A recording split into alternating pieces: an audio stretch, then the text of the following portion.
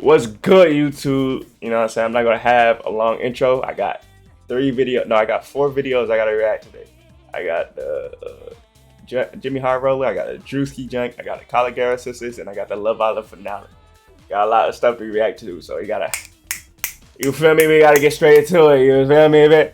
You know what I'm saying? We got JxmyHighrollers. Is Cooper Flagg really worth the hype? You feel me? I just seen a post. I know the summer league started. I just seen a post of him playing Blindy James. They both play like hot boo boo garbage, hot doo doo garbage, DDG, straight garbage, bro.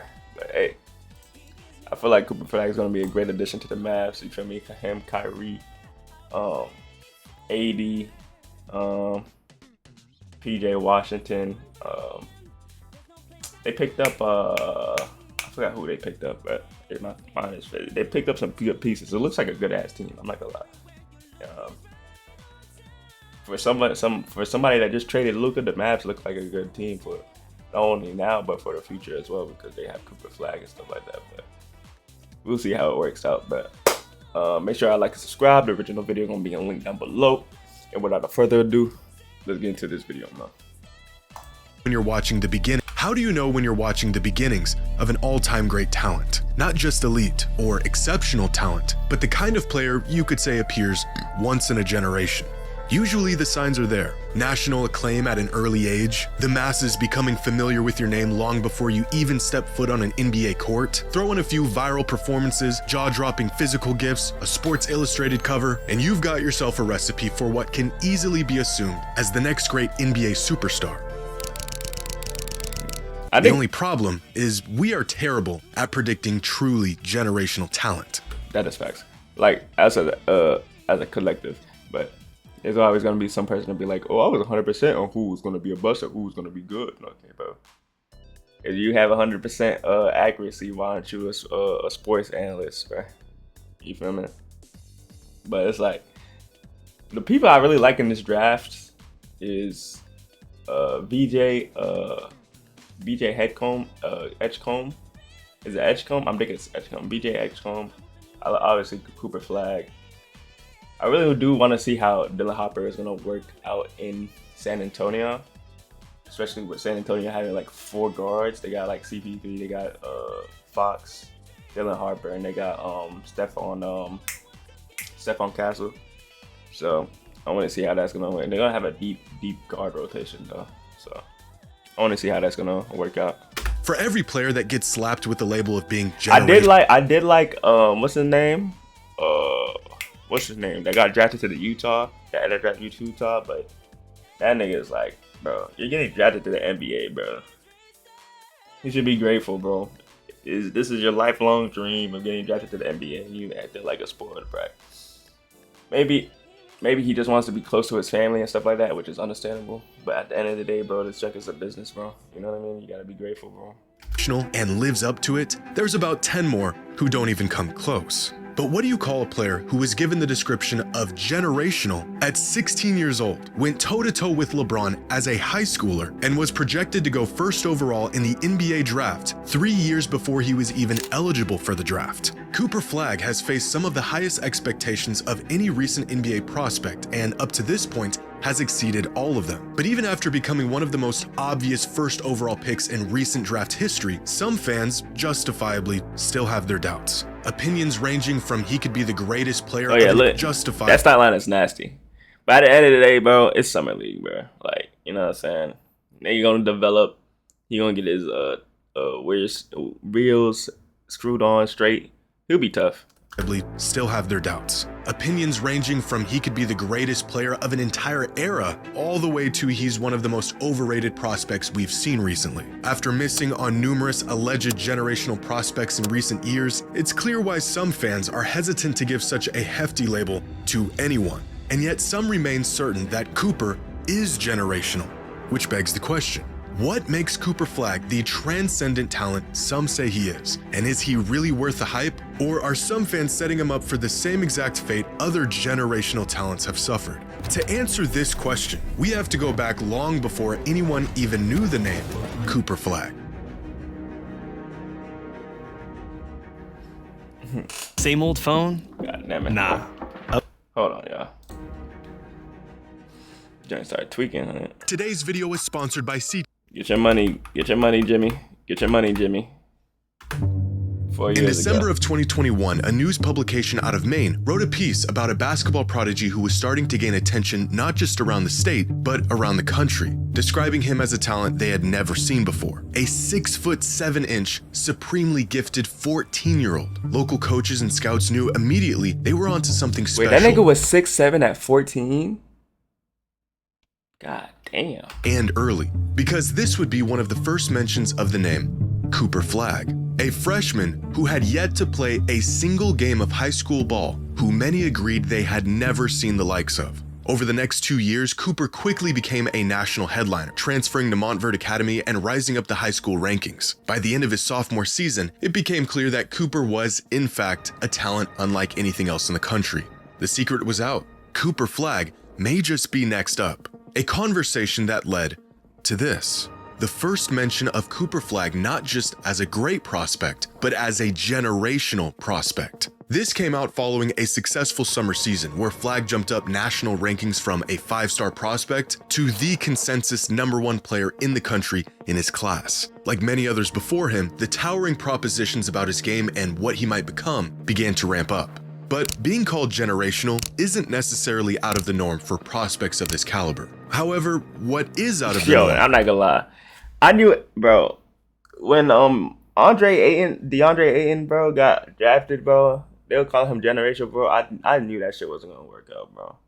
I knew that shit wasn't gonna work out, bro. Like you can just tell like it wasn't gonna work out, bro.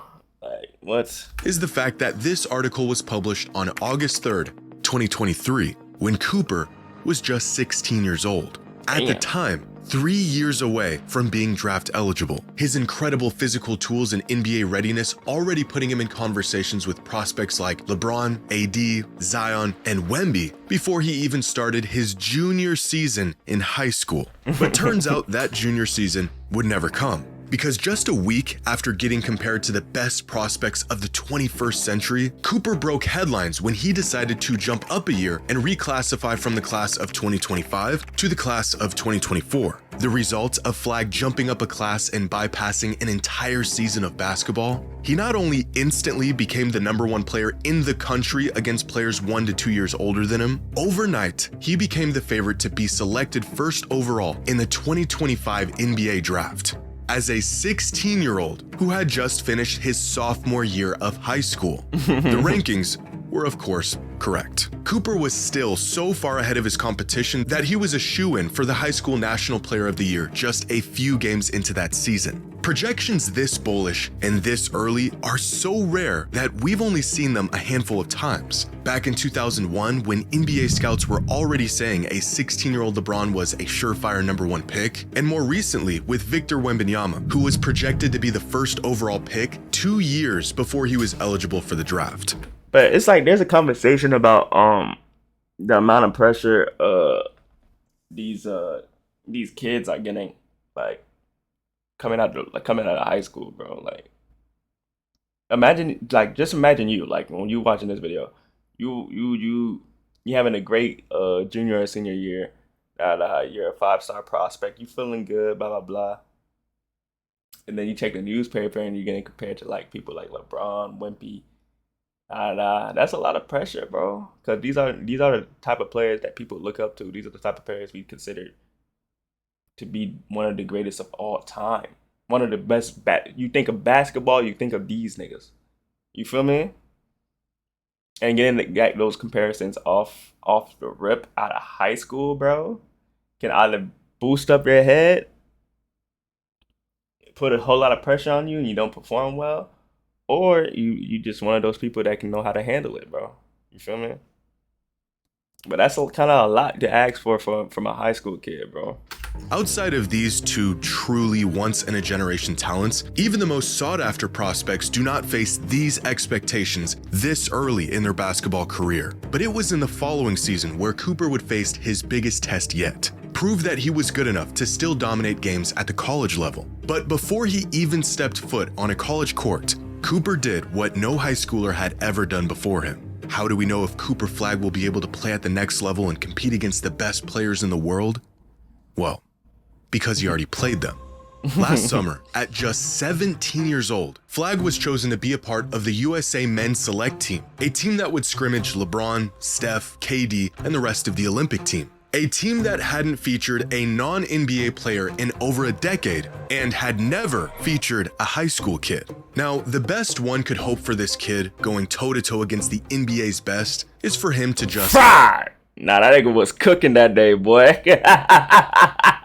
fit in, soak in the moment, make the right plays, and just not be a liability. Cooper didn't just fit in. He actually stood out. In a straw poll survey conducted by The Athletic following the training camp, players on the Olympic team were asked who they thought the best player on the men's select team was. The player who was chosen by unanimous decision was Cooper. A team loaded with some of the brightest young NBA talents, and it was the 17-year-old kid that played better than all of them. By the end of the summer, Cooper had already checked off every generational box. He received national acclaim. He was way ahead of schedule in his frame and development to the point where it just wasn't even fair. He went from dominating his class to dominating the country to playing and holding his own against the best players in the world. And of course, he had earned the generational label. That's the crazy, next challenge bro. in front of him was college, which That's crazy, bro. I'm not gonna lie, bro. If I was him, bro, nigga, I just scored. I'm like, bro, I just scored like 25 in a scrimmage game with fucking LeBron James and Steph Curry, nigga. College? The fuck? I ain't worried about no damn college. I'm fine there too. Like, my ego would have been sky high, gang. I'm not gonna lie, bro. But that just shows, like, bro, like, this nigga's a mature ass dude, bro. that point was My ego would have been sky high. I ain't finna hold you, bro. You telling me I'm the best player in a court when there was LeBron James and Steph Curry and other NBA players that were playing, and I was the best one, and I'm 17? Nah, he better than me, bro.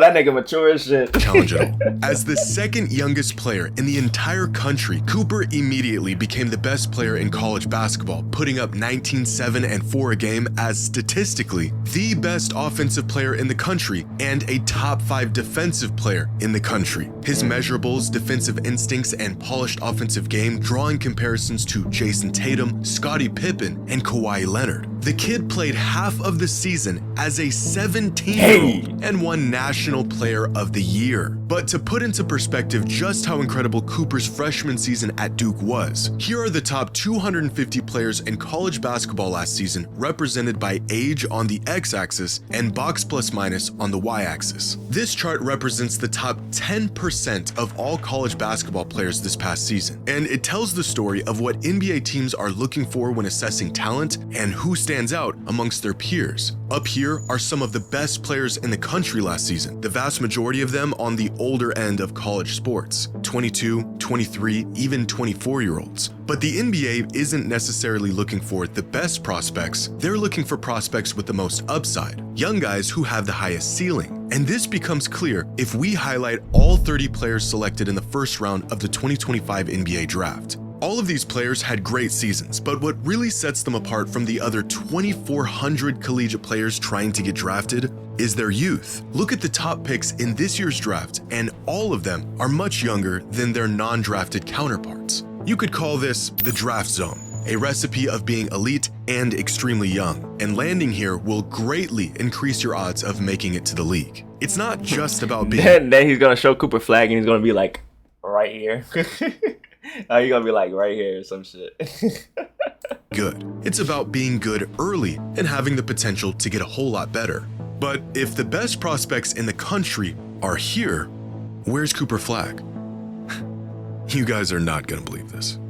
He's up here, all by himself. A kid that was supposed to still be in high school as by far the best player in the country with the most upside.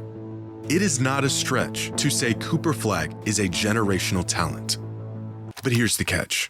Despite all of the incredible things he's done over the last few years, and his absurd NBA readiness at a young age and just how much upside he possesses, Cooper is not the exception. When LeBron came into the league, we had never seen a prospect quite like him up to that point. When Victor Wembanyama was drafted, we definitely had never seen a player like him before. In fact, I didn't even know a player like him was in the realm of possibility. But we have seen players, even recently, like Cooper Flagg, that were just as talented, just about as young, with games just... Why you showing Pablo and Jason Tatum like they like oh, he's just saying, okay, never mind. He's just saying like players that have the same similarities as Cooper Flagg, I guess. As NBA ready as Flagg's is. And even when we think we know the recipe for a surefire megastar, history has shown us that oftentimes we don't know the difference between great talent and generational talent. Since 2000, there have been 12 players who were given the label of generational, from LeBron and Greg Oden to Zion and Wemby. Now, for many of these names, similar to Cooper Flagg, their title as generational was accepted, but not by everyone. Like Greg Oden back in 2007, who truly did look like a once-in-a-generation big man coming out of college. Him getting selected over Kevin Durant is about all the evidence you need of that. Same with Zion Williamson in 2019, another incredibly hyped prospect with super the Zion hype was crazy though. I'm not gonna lie, bro.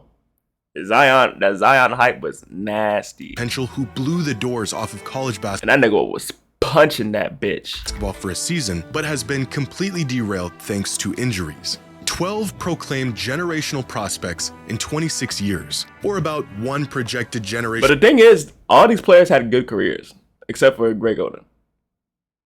And you can make a case for Ben Simmons. Who had a better career, DeAndre Ayton or Ben Simmons? I would give it to Ben Simmons just because he won Rookie of the Year and shit like that. Yeah, for sure, Ben Simmons. What the fuck? I'm tripping. But they had either decent careers or good careers, except for Greg Oden. All of these players haven't. Because you can say like LeBron, obviously, like all-time career.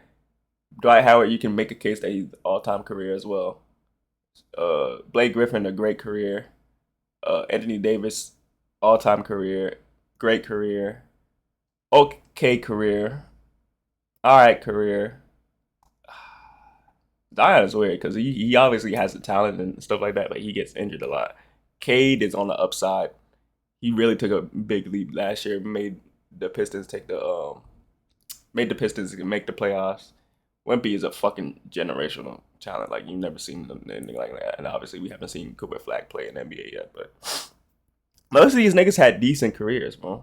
Like, the only person that didn't have a decent career is fucking Greg Oden, bro. Every other year is a gross overestimation, not just of talent, but how often this kind of talent comes around. Among the true generational talents and the ones who had the potential to be one are the players who were thrown into a conversation they should have never been in. Dwight Howard and Anthony Davis are both incredible Hall of Famers, but still not quite generational. Andrew Wiggins and Ben Simmons looked the part, but fell short by about a mile. Believe it or not, even players like DeAndre Ayton and Cade Cunningham managed to earn the generational label leading up to the time they were drafted.